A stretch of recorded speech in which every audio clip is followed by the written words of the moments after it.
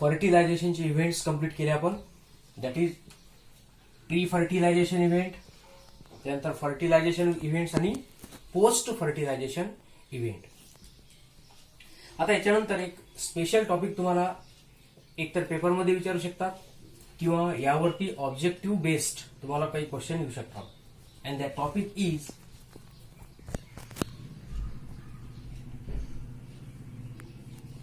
fates of floral parts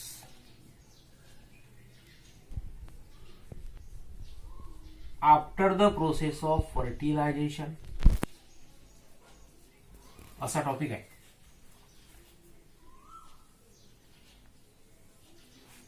कारण आपण जेव्हा सेक्शुअल रिप्रोडक्शनचा लेसन स्टार्ट केला होता तर त्याच्या इंट्रोडक्शन मध्येच पाहिलं होतं आपण टिपिकल फ्लॉवर प्लांट मध्ये किंवा अँजिओस्पर्म मध्ये रिप्रोडक्टिव्ह ऑर्गन जो आहे it is considered as the flower. त्याच्यानंतर आपण त्या फ्लॉवरचे पार्ट्स पाहिले होते. कोणताही टिपिकल फ्लॉवर असेल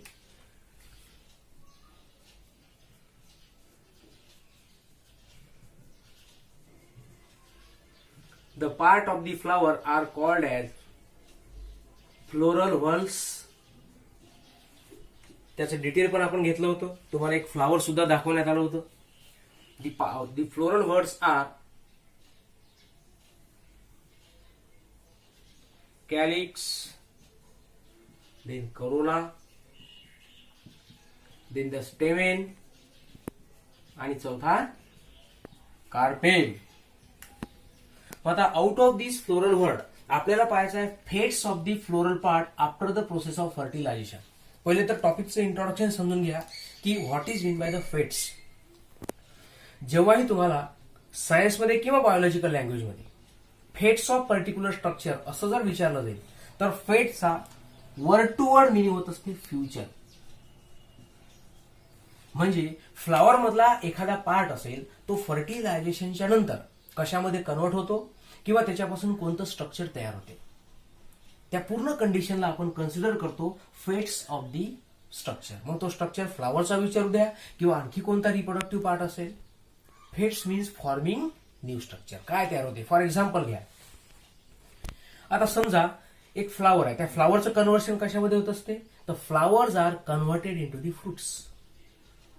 हे आपल्याला जनरल मध्ये माहित आहे की एखादं म्हणजे अमराई असेल समजा मँगो प्लांट्स असतील त्याला फुलोर येत असतो आणि त्या फुलांचं रूपांतर कशामध्ये होत असते कैरी म्हणजे त्याला आपण फ्रुट्स म्हणतो.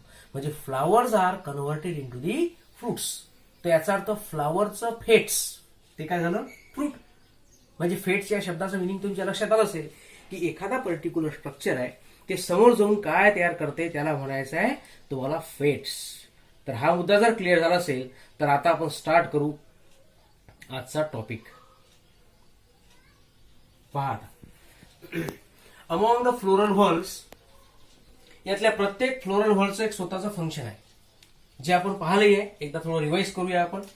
The calyx as it is green in color it perform process of photosynthesis. त्याच्यानंतर corolla it is the attractive bright colour of the part. Flower मधला असा पार्ट आहे जो इन्सेक्टला अट्रॅक्ट करते पोलन ग्रेन ट्रान्सफर होण्याकरता हेल्प करतो. म्हणून आपण लिहू शकतो की corolla help in the attraction of the agents जे अबायोटिक आणि बायोटिक एजंट्स आपण पाहिले होते to transfer the pollen grain from anther to the stigma. तर त्या एजंटला अट्रॅक्ट करणारा जो पार्ट असेल त्याला म्हणतो आपण कोरोला. त्याच्यानंतर stamen in short it is male reproductive organ आणि कार्पेल म्हटलं तर फिमेल रिप्रोडक्टिव्ह ऑर्गन. हे सगळं आपण पाहिलं आहे. आता या टॉपिकला आपण कनेक्ट करू. समजा फर्टिलायझेशनची प्रोसेस घडली आहे झायगोट तयार झाला त्याच्यानंतर काय ते एम्ब्रियो आपण पाहिलाय post fertilization changes. Zygote it is converted into the embryo आणि जो पीईएन नावाचा न्यूक्लियस असतो पाहिलाय आपण आणि त्याचं कन्व्हर्शन होत असते एंडोस्पर्म मध्ये. फ्लावरिंग प्लांट मधला ट्रिप्लॉइड स्ट्रक्चर कोणतं असेल तर त्याला एंडोस्पर्म. आणि अशी आपण 10 ते 12 स्ट्रक्चरची प्लॉइडी लेवल काढलेली आहे आणि तुम्ही त्याचे आन्सर पण पाठवले आहेत. याचे क्वेश्चन पण आपण घेणार आहोत हे जे टॉपिक आपण डिस्कस करलो या सगळ्यांच्या आधारावरचे ऑब्जेक्टिव्ह आपल्याला पाहायचे आहेत आणि ते आपण समोर पाहणारच आहोत. तर ठीक आहे. मग आता आउट ऑफ दिस फर्टिलायझेशन झाल्यानंतर टिपिकल फ्लॉवर मधला हा जो कॅलिक्स आहे, त्याच्यानंतर कोरोना आहे आणि स्टेमेन, हे तीनही जे रिप्रोडक्ट जे की फ्लोरल पार्ट्स आहेत, all parts are fall down, किंवा तुम्ही त्याला म्हणू शकता these part become degenerated. Flower मधला कॅलिक्स आहे तो फ्लॉवर असेपर्यंत फोटोसिंथेसिस परफॉर्म करेल. जेव्हा फर्टिलायझेशनची प्रोसेस घडेल तेव्हा कॅलिक्सचं वर्किंग राहत नाही. That calyx become discarded, it become falls down. करोलाचे तेच काम आहे, तो पण फॉल होऊन जाईल. स्टेमिन त्याचे वर्किंग राहत नाही, कारण त्यांनी स्वतःचे पोलन ग्रेन प्रोव्हाइड केलेले आहेत. कोणाला? तर स्टिग्माला. मग आता कोणता ऑर्गन शिल्लक राहिला? विच अंडर गो फेट्स, ज्याचं काहीतरी फ्युचर आहे, ज्याच्यापासून काहीतरी स्ट्रक्चर तयार होईल, असा कोणता पार्ट शिल्लक राहिला? फक्त कार्पेल. आणि हा कार्पेलच तुम्हाला डिटेलमध्ये पाहायचा आहे. ठीक. तर आता हे सगळं आपण इरेज करूया and we will just focus on the fate of the carpel. हा झाला आपला एक पार्ट.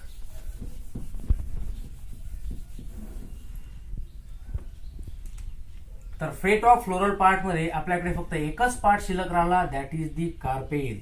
ठीक आहे. आता इंट्रोडक्शन तुम्हाला लक्षात आलं असेल की आपण कार्पेलच का स्टडी करतो.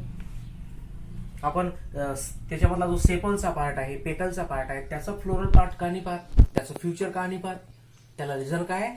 That all part become discarded after the process of fertilization. मग आता कार्पेलचं जर एक्झाम्पल घेतलं तर आपण एक ड्रॉ करू. कार्पेल कशा पद्धतीचा असतो, बेसिक डायग्राम.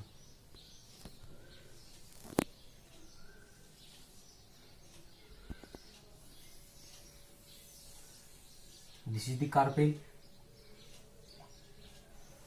ठीक आहे. प्रत्येक पार्टचं स्वतःचं फंक्शन, स्वतःचा इट इज स्टिग्मा. आपण या ठिकाणी लेबल करूया. Then the style. This is the ovary.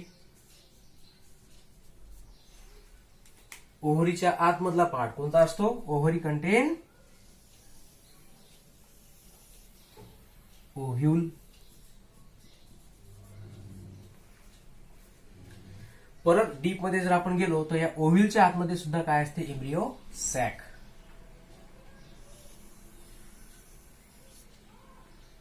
This will be the embryo sac. त्यानंतर आपल्याला त्या गोष्टी पाहायच्या ज्याचं खरोखर काहीतरी फेट्स मांडलेलं असतं. ओव्ह्यूल मधलं जे ओपनिंग आहे, ओपनिंगला आपण नाव देत असतो मायक्रोपाईल. ठीक आहे. डिटेलमध्ये तुम्हाला माहितच असेल चेलायझर पार्ट कोणता आहे, त्याच्यानंतर त्या ओव्ह्यूल मधला बेस कोणता असतो, त्याला आपण फ्युनिकल म्हणतो. हे सगळं झालंय आपलं. ठीक आहे. वन बाय वन आपण सगळे पार्ट रिपीट पण करून राहिलो आणि सोबतच आपल्याला प्रत्येक पार्टचं फंक्शन आणि त्याचं फेट हे स्टडी करायचं आहे. आता हा झालाय टिपिकल ओव्हरीचा कार्पेलचा पार्ट. पूर्ण गायनोशियम आपण ड्रॉ केलाय.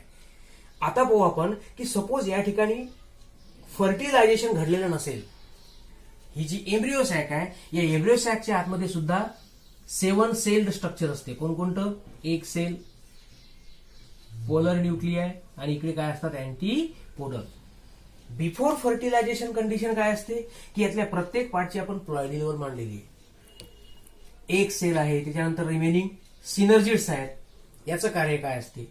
मग जर तुम्हाला ऑब्जेक्टिव्ह मध्ये डायरेक्ट विचारलं की what is the ploidy level of embryo egg apparatus किंवा पोलर न्यूक्लियाय आणि इकडे काय? अँटीपोडल.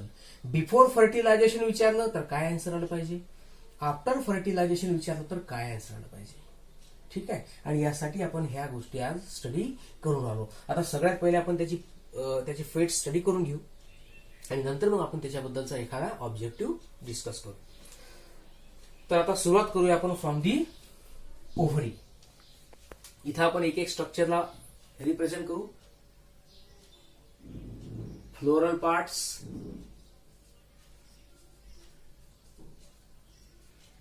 आणि इथं मी लिहितो त्याचं फेट्स.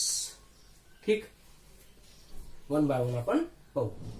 1 2 3 4 5 6 जे असेल ते. आता इथून सुरुवात केली. समजा नंबर 1 आपण दिला ओव्हरीला.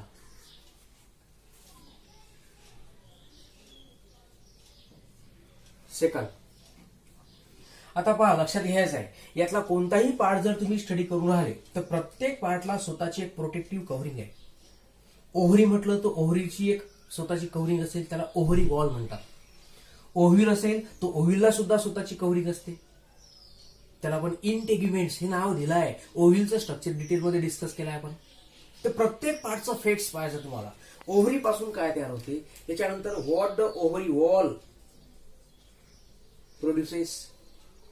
आफ्टर दॅट ओव्ह्यूल काय बनवतो, त्याच्यानंतर इंटेग्युमेंट्स काय बनवतात. ओव्ह्यूलचे जी इंटेग्युमेंट्स, त्या इंटेग्युमेंट मध्ये सुद्धा 2 लेअर असतात, आउटर आणि इनर. ठीक आहे, आता तो नंतर पाहू आपण. पहिले बेसिक इंटेग्युमेंट पासून काय तयार होते. परत या ओव्ह्यूलच्या आतमध्ये काय महत्वाचं आहे, न्यूसेलस. या ओव्ह्यूलच्या आतमध्ये काय असते, एम्ब्रियो सॅक तयार व्हायच्या अगोदर आपण इथं न्यूसेलस कन्सिडर करतो. टॉपिक लक्षात येऊन आला का रे, आपल्याला एकदम बेसिक पाहून आलो आपण की कार्पेलमध्ये वेगवेगळ्या प्रकारचे स्ट्रक्चर आहेत. यातला जो फ्लॉवर मधला कॅलिक्स करोला स्टेमेन आहे तो तर डिस्कार्ड झाला. राहिला कोणता, कार्पेल. मग कार्पेल पासून ऍक्च्युली काय तयार होते, जे फ्रूट तयार होऊन राहिलं ते फ्रूट फ्लॉवर पासून बनत नाही. त्या फ्रूटला बनवणारा फक्त एकच पार्ट आहे, तो म्हणजे ओव्हरी. म्हणजे एक एक मुद्दा तुम्हाला डिटेलमध्ये घ्यायचा आहे. जनरल काय होतं किंवा flower undergo production of the fruits, हे झालं आपलं बेसिक. पण ते चुकलं. पूर्ण फ्लॉवर नाही बनवत, त्या फ्लॉवर मधला एकच पार्ट आहे जो फ्रूट बनवते, तो म्हणजे कार्पेल. आता लक्षात येईल की कम्प्लीट कार्पेल सुद्धा नाहीये, त्या कार्पेल मधला सिलेक्टेड पार्ट आहे जो फ्रुट्स तयार करेल. तर म्हणून आपण 1 बाय 1 डिस्कस करून राहिलो. तर हे झाले ओव्हरीचे part. Ovary, ovary wall, ovule, ओव्ह्यूलची वॉल, इंटेग्युमेंट्स. याचं फ्युचर काय आता पाहून घ्या. आफ्टर द फर्टिलायझेशन,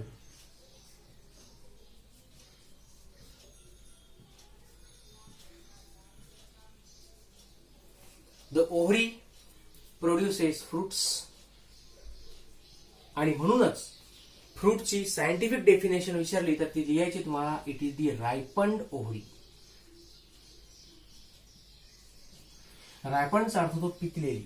म्हणजे जेव्हा एखादी ओव्हरी मॅच्युअर्ड होईल तर मॅच्युरेशन नंतर त्याचं कन्व्हर्शन कशामध्ये होईल, फ्रुट्समध्ये. Now we know that fruits contain the seed, कारण आपण सीड बेरिंग प्लांट पाहून राहिलो, अँजिओस्पर्मिक प्लांट पाहून राहिलो. फ्लावरिंग तर आहेतच आहेत, पण त्याच्यामध्ये सीड्स सुद्धा आहेत. मग फ्रूट जर बनले तर त्यात फ्रुट्समध्ये सीड्स पाहावं लागतील. मग सीड कशापासून तयार होतील, तर ओव्हरीच्या आतमध्ये आहेत ओव्ह्यूल. जेवढे नंबर ऑफ ओव्ह्यूल तेवढ्या नंबर ऑफ सीड्स त्या फ्रुट्समध्ये असतील. So ovule it is converted into the seeds. ठीक आहे. आता राहिली ओव्हरीची वॉल. मग एखादं फ्रूट तुमच्या डोळ्यासमोर आणा. समजा एक टिपिकल फ्लेशी फ्रूट आपण पाहू, मँगो. तर त्याच्यामध्ये जे आउटर कोटिंग आहे ती त्याची कव्हरिंग आहे. अशा फ्रूटमध्ये 3 प्रकारच्या कव्हरिंग असतात, एपिकार्प, मिझोकार्प, एंडोकार्प. त्यातला जो मिझोकार्प आहे तोच तो फ्लेशी आणि तो डायरेक्ट आपण खातो. लक्षात येतं काय सांगायचं आहे, म्हणजे फ्रूटला स्वतःची एक कोटिंग असेल, कव्हरिंग असेल. That covering it is known to be the ovary wall. म्हणून ओव्हरी वॉलचं कन्व्हर्शन कशामध्ये होईल, फ्रूट वॉल. तर नाव लक्षात ठेवा तुम्ही, फ्रूट वॉलला म्हणतात पेरिकार्प. ब्रॅकेटमध्ये म्हणतो मी समजून घेण्याकरता, it is the fruit wall. ठीक आहे. मग त्या पेरिकार्पचे टाईप राहू शकतात, अप्पर लेअर, मिडल लेअर आणि इनर लेअर. ठीक, असे वेगवेगळे टाईप राहू शकतात.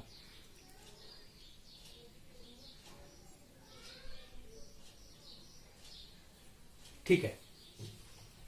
After that we will focus upon the इंटेग्युमेंट्स.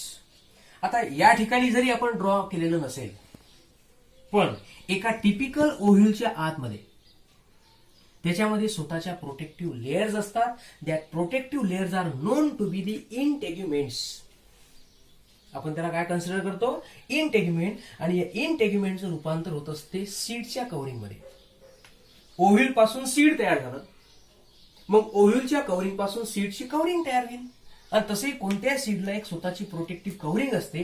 It is meant to provide from the decomposition. त्या सीडला प्रोटेक्शन करायचं आहे, हा त्याचा उद्देश असेल. So integuments are develop into the seed coat.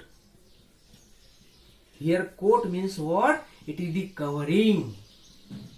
ठीक आहे, तर असे मुद्दे तुम्हाला लक्षात घ्यायचे आहेत.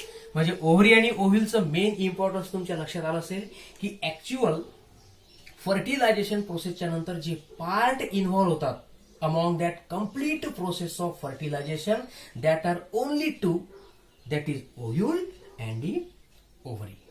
बाकीचे जे स्ट्रक्चर आहेत मित्रांनो ते सगळे डिस्कार्ड होतात, पण मेन फंक्शन परफॉर्म करणारं काय तर हे ओव्ह्यूलच असतं.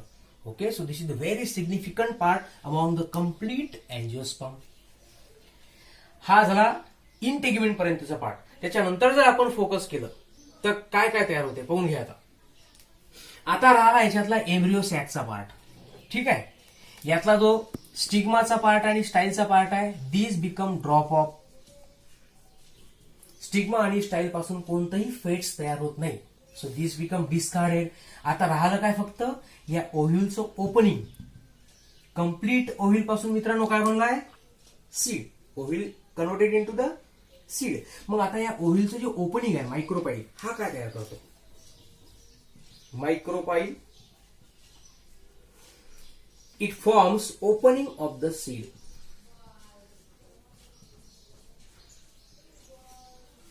जर समजा एखादी पर्टिक्युलर सीड असेल, when we do the sowing of the seed, जेव्हा एखादी बियांचं पेरणी केली जाते तेव्हा ते सीड काय करते? It absorb the water and nutrition from the soil and undergo development.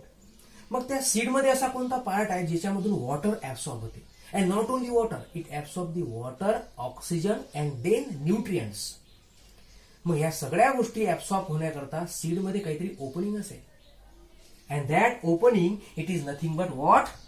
मायक्रोपाईल. म्हणून लक्षात ठेवायचं आहे ओव्ह्यूलची opening, opening of the ovule it is converted into opening of the seeds. ठीक आहे, लक्षात ठेवायचं आहे it is mean to absorb water and oxygen.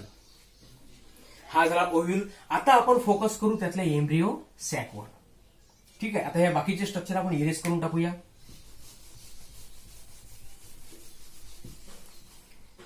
Now we will just concentrate upon the embryo sac.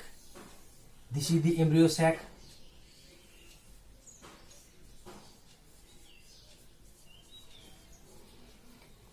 Embryo सॅकच्या आतमध्ये कोणकोणते structure असतात? चला सांगा प्रांजली.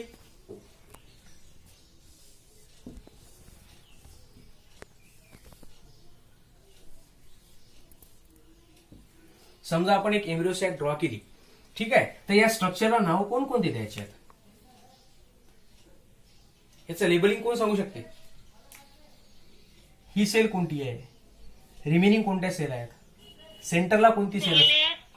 कोणती? एक सेल. ओके, हा एक cell. Then surrounded bye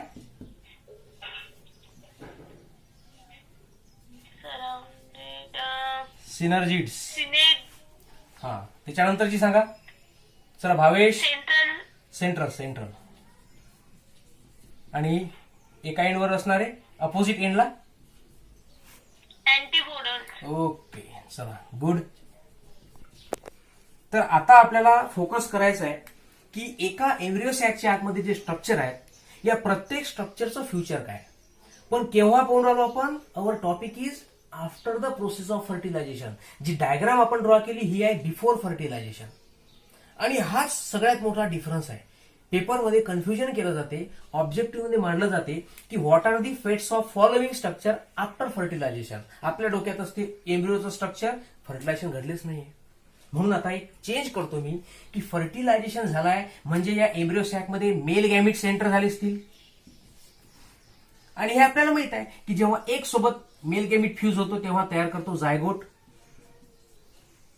and when it fuses with the central cell, याच्यामधले दोन स्वतःचे न्यूक्लियस आणि हा मेल गॅमिटचा, दिस थ्री प्रोड्युसेस PEN. म्हणजे after the process of fertilization या गोष्टी तयार व्हायला पाहिजे. जिथं एक सेल लेबल केलाय त्या ठिकाणी zygote and the central cell it has been converted into the PEN. आता या प्रत्येकाचं फेट्स तुम्हाला म्हणायचं आहे. Now let's see 6th point कोणता आहे या ठिकाणी.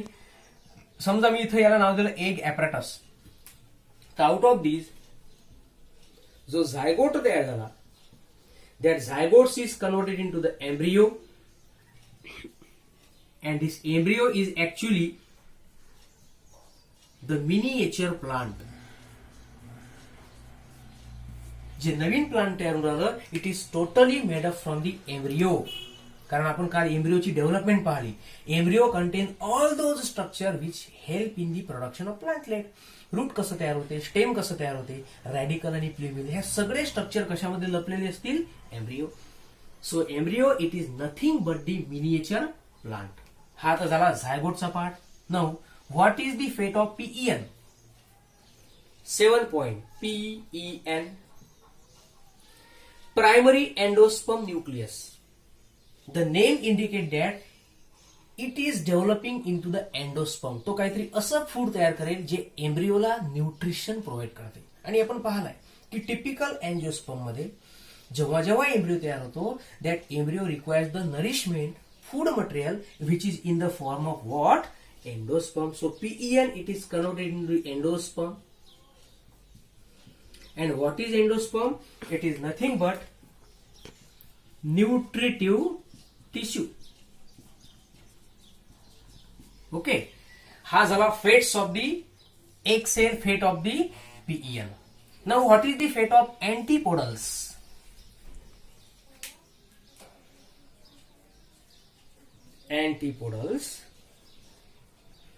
Antipodal do not have the fates. कारण आपण पाहिलाय की टिपिकल फ्लॉवर मधले मॅक्सिमम असे पार्ट आहेत की which become discarded, which become डिसइंटिग्रेटेड. याच्यापासून कोणतेही स्ट्रक्चर बनत नाही. त्याला आपण डायरेक्टली म्हणू शकतो that become degenerated. So antipodal these are degenerated. Okay. हा झाला आपला फेटचा पार्ट. आता जर लक्षात ठेवायचं तुम्हाला प्रत्येकाची प्लॉयडी लेवल, कारण तुम्हाला माहित आहे questions may be ask on the basis of ploidy. एक मुद्दा क्लिअर करा की जे नीट किंवा सीईटी एक्झामिनेशन आहे त्याच्यामध्ये असे कोणकोणते पॉइंट लक्षात ठेवायचे तुम्हाला, की points on the basis of which the questions will be ask. तर लक्षात ठेवा, सगळ्यात पहिले तर तुम्हाला माहित पाहिजे फंक्शन्स ऑफ इच पार्ट. म्हणजे तुम्ही असं लक्षात घ्या,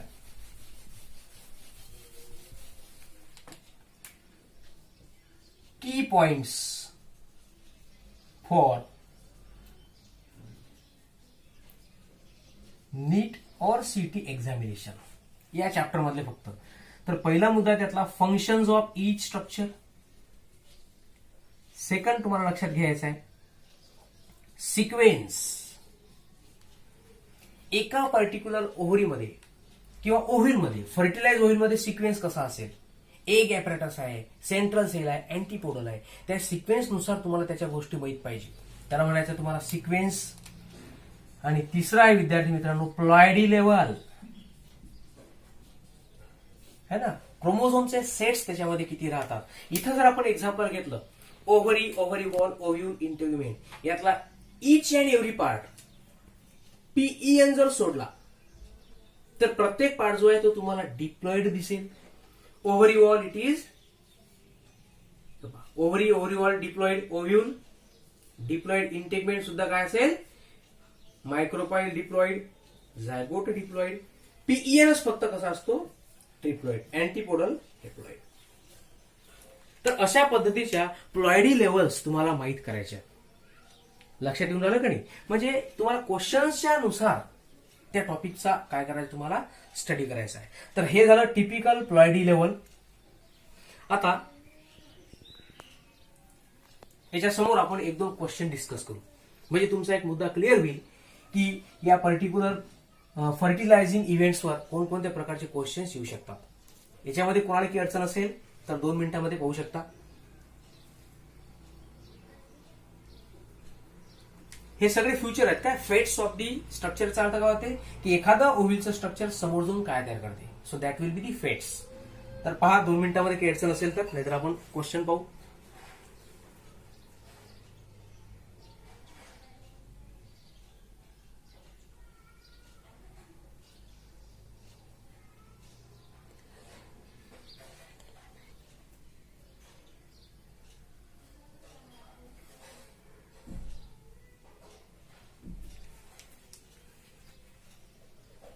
बरं ठीक आहे.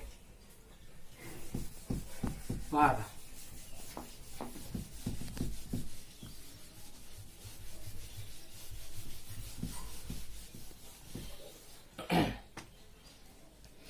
आता समजा असा एक ऑब्जेक्टिव्ह म्हणू आपण. For example,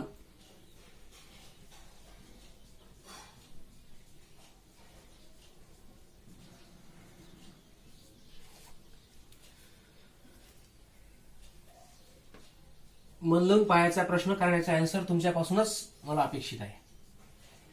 in fertilized ovule. तसं क्वेश्चन डिस्कस करण्यासाठी विद्यार्थी मित्रांनो तुमच्या समोर प्रश्न सगळे पाहिजे, कारण ऑब्जेक्टिव्हला डिटेलमध्ये वाचल्याशिवाय त्याचा आन्सर येत नाही. पण आपण 1-2 क्वेश्चन पाहू है ना, लहान साईजचे, कारण बोर्डवर प्रश्न मांडायलाच 2-4 मिनिटं जातात. तर आपण शॉर्टकट पाहू काही महत्वाचे. In fertilized ovule.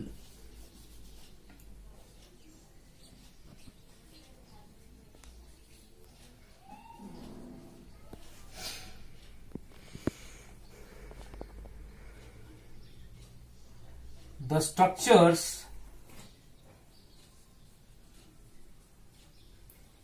with n, twice n and thrice n are. असा क्वेश्चन आहे आपला. म्हणजे सिम्पली तुम्हाला खाली जे काही ऑप्शन असतील त्यावरून चेक करायचं आहे की हेप्लॉइड कोणता असेल, followed by diploid and then it is next followed by the triploid. आता आपण ऑप्शनवर कॉन्सन्ट्रेट करू. A, B, C and D. आता समजा पहिल्या ऑप्शन मध्ये त्याने दिलं सिनर्जिड, कॉमा झायगोट,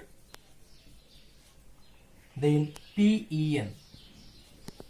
सगळे क्वेश्चन तर पाठ होऊ शकत नाहीत गडे हो काय. सिनर्जिड्स ऐसे लिहू शकता तुम्ही. देन दी अँटीपोडल्स,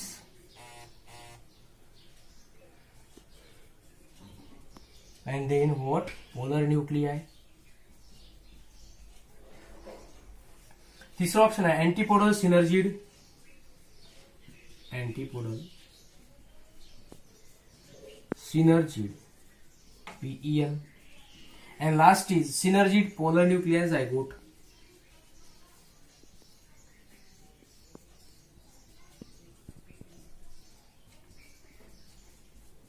एवढा क्वेश्चन डिस्कस करू, मग आपण आजचा क्लास संपूया. तर तुमच्याकडे काही 2 मिनिटं आहेत. क्वेश्चन त्याला वाचा आणि त्याचा आन्सर देण्याचा प्रयत्न करायचा आहे आपल्याला.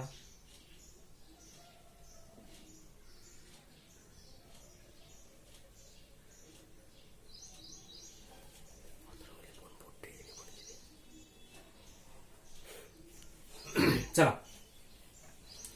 एक फर्टिलाइज ओव्ह्यूल तुमच्या समोर असेल and you have to identify the sequential event of haploid structure, diploid structure आणि ट्रिप्लॉइड स्ट्रक्चर. चला सांगा रे बुवा.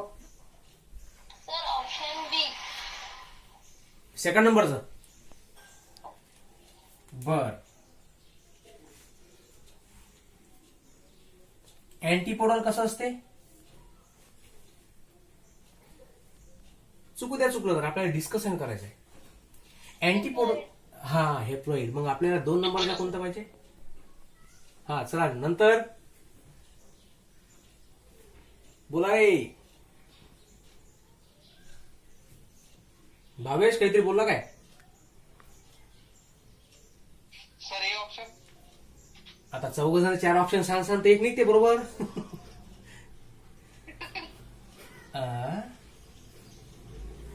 ठीक आहे. Synergid, zygote and PEN. कारण सिनर्जिड कसं आहे? Haploid.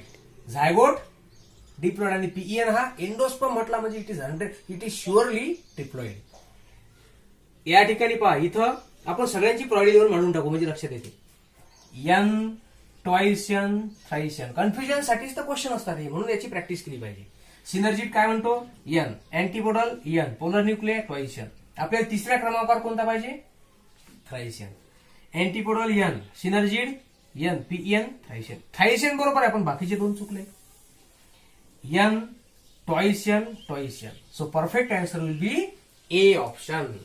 So this is sufficient for today. ठीक आहे. चला बाकीच्या गोष्टी आपण नंतर डिस्कस करू. हा, ए ऑप्शन वाले जे आहेत ते बरोबर आहेत. अमृता करेक्ट.